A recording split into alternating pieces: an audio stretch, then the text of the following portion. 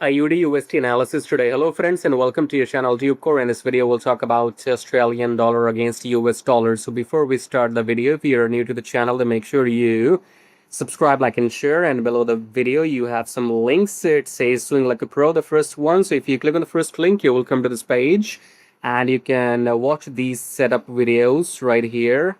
You can play and watch these videos, and then you can make these kind of profits if you join this program. Okay, so we'll go and check that out in your free time. And the second link says book consultation. If you want to speak with me, you can book consultation. And third one is absolutely free. You can join my free Telegram. Let's get back. So the chart, starting with top down approach with weekly time frame. Weekly we're bullish. Daily we are bullish above the EMA. 4 hour we are above the EMA. Okay, so I mean, two time frames are above the EMA. Daily is above the EMA, weekly is above the EMA, so we should go for long. Okay, but if you want more confirmation, then wait for these highs to break. So if the price breaks these highs, then we go long for sure.